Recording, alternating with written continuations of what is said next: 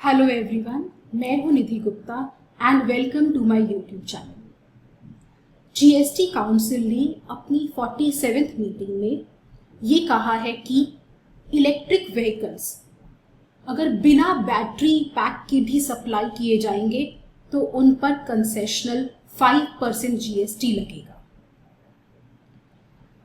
As per GST rate notification 1 of 2017, motor vehicles जो chapter 87 के different headings में fall करते हैं, they attract GST rate of ranging from 18% to 28% plus cess.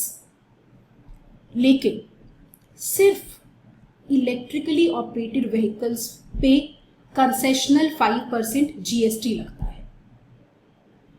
तो advance ruling authorities के सामने ये क्वेश्चन आया कि अगर कोई ई व्हीकल बिना बैटरी पैक फिटिंग के सप्लाई किया जा रहा है तो क्या वो as electrically operated vehicle classify होगा और उस पर 5% जीएसटी रेट लगेगा या नहीं।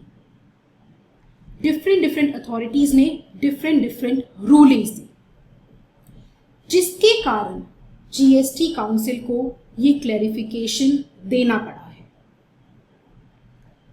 अब इंटरेस्टिंगली मैंने आज से 9 से 10 महीने पहले एक वीडियो अपलोड किया था अपने इस चैनल पर, जहां मैंने ये बात बहुत डिटेल में डिस्कस की थी कि अगर कोई ई व्हीकल बिना बैटरी पैक के भी सप्लाई किया जाता है तो वो एज इलेक्ट्रिकली ऑपरेटेड व्हीकल ही क्लासीफाई होगा, क्योंकि बिना बैटरी पैक के भी उसका एसेंशियल कैरेक्टर जो है इलेक्ट्रिक व्हीकल का वो चेंज नहीं होता और वो एज इलेक्ट्रिक व्हीकल क्लासीफाई होगा as per rule 2A of rules of interpretation, और उस पर 5% जीएसटी ही लगेगा।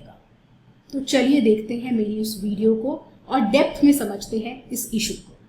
हेलो एवरीवन, मैं हूं Nidhi Gupta and welcome back to my YouTube channel decoding legal.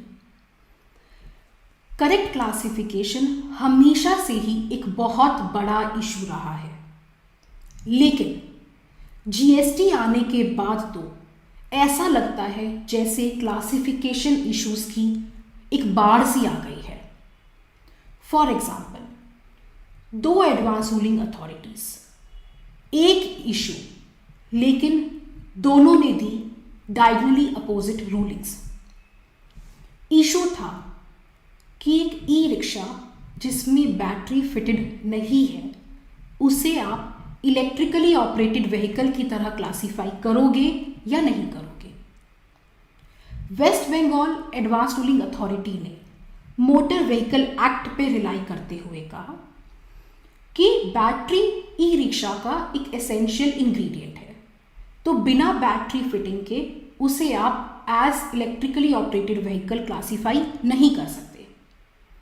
वहीं दूसरी तरफ उड़ीसा एडवांस रूलिंग अथॉरिटी ने कहा कि ई रिक्शा सप्लाई करने के लिए बैटरी फिटिंग प्री कंडीशन नहीं है, तो बिना बैटरी फिटिंग के भी वो as electrically operated vehicle classify होगी। 2 एडवांस रूलिंग अथॉरिटीज, एक इशू, 2 डिफरेंट रूलिंग्स, एक असेसी जाए तो जाए कहा। मोर इंपॉर्टेंटली, दोनों एडवांस रूलिंग अथॉरिटीज ने ऑल्दो डिफरेंट रूलिंग्स दी, लेकिन अपनी रूलिंग्स देने के लिए उन्होंने मोटर व्हीकल एक्ट पे रिलायंस प्लेस किया, ना कि रूल्स ऑफ इंटरप्रिटेशन पे। शायद वो एडवांस रूलिंग अथॉरिटीज भूल गई थी कि जीएसटी में कस्टम्स टैरिफ एक्ट के शेड्यूल 1 में मेंशन्ड चैप्टर हेडिंग और टैरिफ हेडिंग को ही नहीं अडॉप्ट किया गया है, उसके साथ साथ वहाँ दिए गए रूल्स ऑफ इंटरप्रिटेशन को भी जीएसटी में बाकायदा अडॉप्ट किया गया है। अगर उन्हें ये बात याद होती तो आई एम प्रिटी श्योर उन्हें ये भी याद होता कि इनकम्प्लीट और अनफिनिश्ड आर्टिकल्स के क्लासिफिकेशन के लिए रेलेवेंट है rule 2A of rules of interpretation. जैसे कि उनके सामने इशू था e rickshaw without battery fitting. Rule 2A of rules of interpretation को हम दो पार्ट्स में डिवाइड कर सकते हैं। पहला पार्ट कहता है कि इनकम्प्लीट और अनफिनिश्ड आर्टिकल है तब भी आप उसे फिनिश्ड और कंप्लीट आर्टिकल की तरह क्लासीफाई करो अगर उसमें फिनिश्ड आर्टिकल के एसेंशियल कैरेक्टरिस्टिक्स है तो। इसका एक क्लासिक एग्जाम्पल है sale of towels, bedsheets, saris etcetera. ये सब जनरली रनिंग लेंथ में आते हैं, रनिंग फैब्रिक में आते हैं। इन्हें डिवाइड किया जाता है बीच में एक धागे से, थ्रेड से। जैसे ही उस थ्रेड पर से आप उन्हें कट कर दो वो फिनिश्ड आर्टिकल्स में कन्वर्ट हो जाते हैं। तो उनका क्लासिफिकेशन कैसे होगा, रनिंग फैब्रिक की तरह या कंप्लीट आर्टिकल, बेडशीट, टाल्स या साड़ीज की तरह। तो रूल 2A के अकॉर्डिंग वो as complete and finished articles की तरह क्लासीफाई होंगे क्योंकि उनमें उनका एसेंशियल कैरेक्टरिस्टिक है। आपको सिर्फ उस डिवाइडिंग थ्रेड पे से कट करने की ज़रूरत है and it will be good to गो।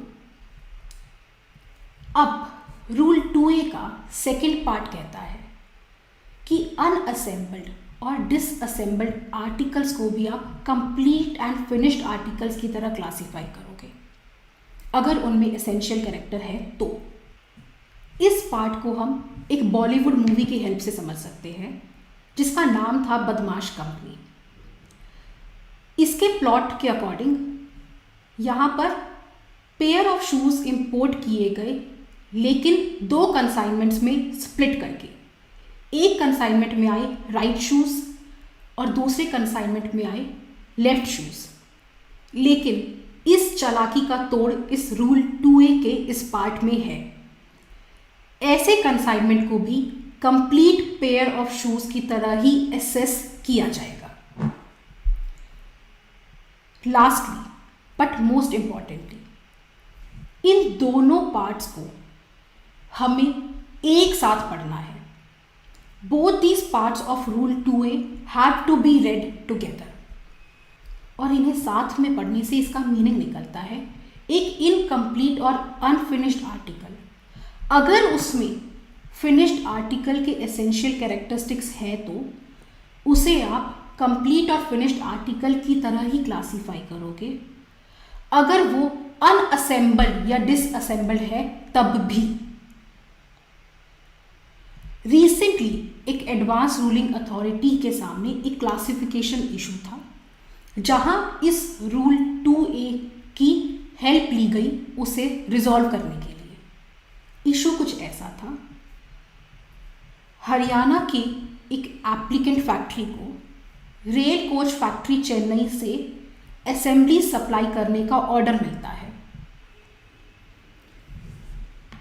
तो वो अपनी हरियाणा की फैक्ट्री में रेलवे के स्पेसिफिकेशंस के अकॉर्डिंग वो असेंबलीज तैयार करता है, लेकिन नेचुरली सप्लाई करने के लिए वो उन्हें सीकेडी कंडीशन में अपनी चेन्नई की एक फैक्ट्री यूनिट के पास भेजता है।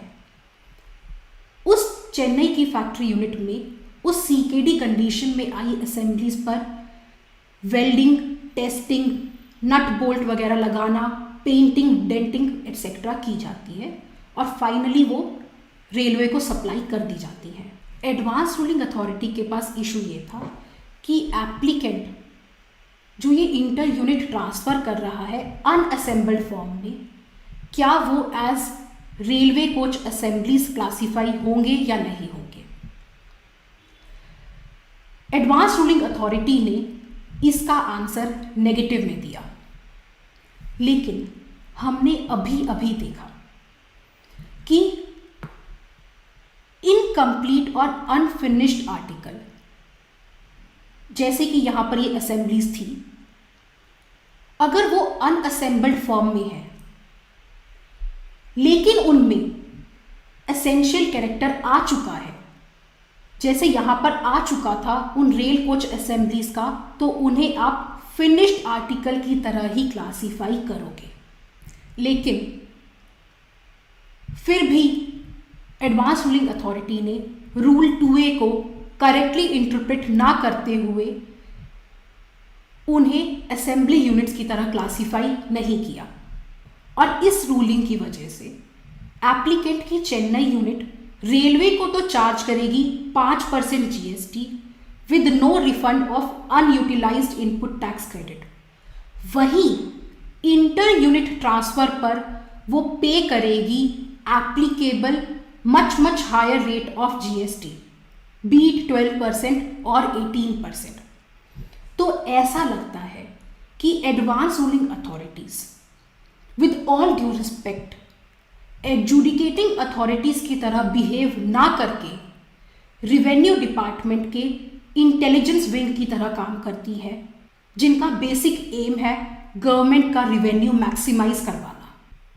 तो इस वीडियो से हमने एक अटेम्प्ट किया है क्लासिफिकेशन इश्यूज को समझने के लिए।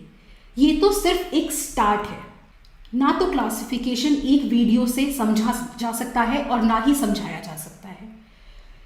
तो मेरी कोशिश रहेगी कि मैं इस सीरीज में मल्टीपल वीडियोस लेकर आऊँ, डिफरेंट इश्यूज को टच करते हुए, जिससे हम करेक्ट क्लासिफिकेशन कैसे कर सकते हैं उसे सीख सकें। So that's it for this video. I'll see you in the next video with a new topic. Till then, take very good care of yourself and bye-bye.